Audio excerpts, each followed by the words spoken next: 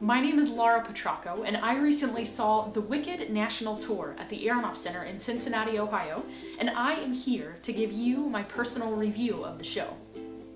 Wicked is, like most of you know, the story of the two witches, Elphaba and Glinda, from the land of Oz. They struggle through their opposing personalities and skin tones, competition over the same love interest, and ultimately, Elphaba's journey from good to wicked. The show features music and lyrics by Stephen Schwartz and a book by Winnie Holzman. In 2004, the original Broadway production was nominated for 12 Tony Awards, but they only took home 3. Its most notable losses were to Avenue Q, which took home Best Book, Original Score, and Best Musical. Okay, like usual, I'm just going to start at the top of my list and work my way down. First are the costumes. If you've seen the show, you know how extravagant and detailed the Wicked costumes are. The randomness and the asymmetricalness of the dresses and suits and mob outfits that the ensemble wears adds to the fantasy of the land of Oz.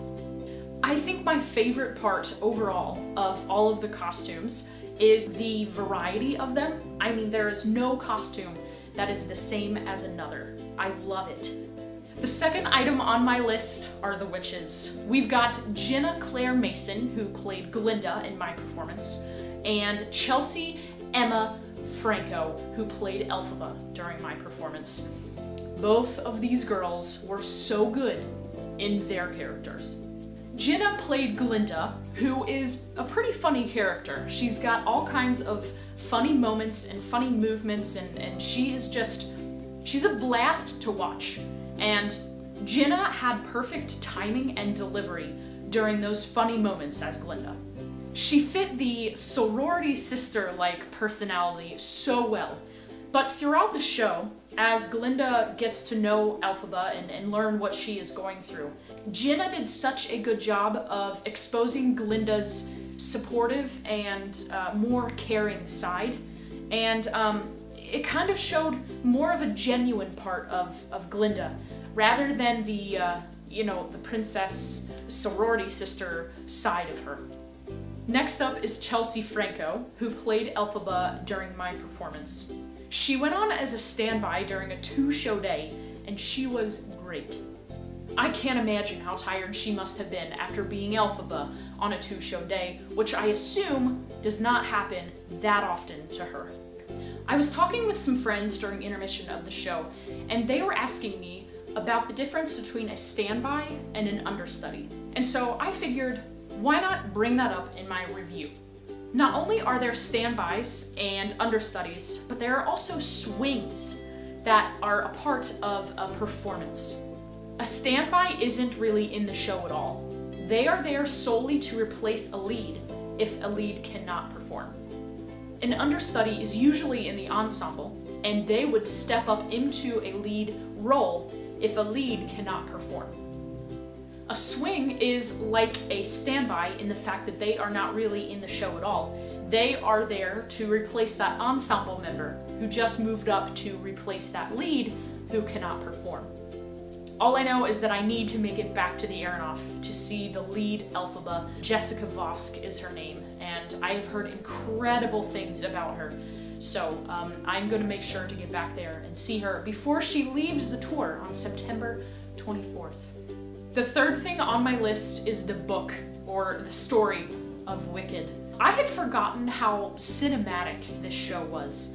I think it has the perfect balance of funny and kind of lightheartedness and sarcastic, mixed with serious and intense. The other thing that I love about the book of Wicked is the number of references that they make to either The Wizard of Oz, the movie, or to the book that Wicked was based off of. And if you keep your ears and eyes peeled, you will be able to find and hear many of them. Okay, I just have one more little tidbit for you. For those of you who might not have season tickets or might not have the funds to go pay a full price for a ticket, they are doing a lottery for every performance of Wicked at the Aronoff. 2.5 hours before every Wicked performance, they are doing a lottery where if you put your name into a pot, they will select 20 tickets, 20 seats basically, and those tickets are $25. $25! And those seats are not only seats in the Aronoff, but they are orchestra seats. And a few of my friends that I spoke to at my performance, they had front row seats at Wicked for $25. So, if you are in need of a break on funds and you're looking to go see Wicked, check out the lottery. It starts 2.5 hours before every show, and you can get 2 tickets per entry, and you have to have a valid photo ID to put your name in and to actually purchase your tickets. So, check that out. You may win. Okay, that is all that I have for you this time. I hope you enjoyed my review of the Wicked National Tour from Cincinnati, Ohio. I'd like to give a special thanks to Broadway in Cincinnati for inviting me to see this production. Be sure to get your tickets. They are in town until October 15th, and you can find tickets at the Aronoff's website. More information about the show will be down in the description box below.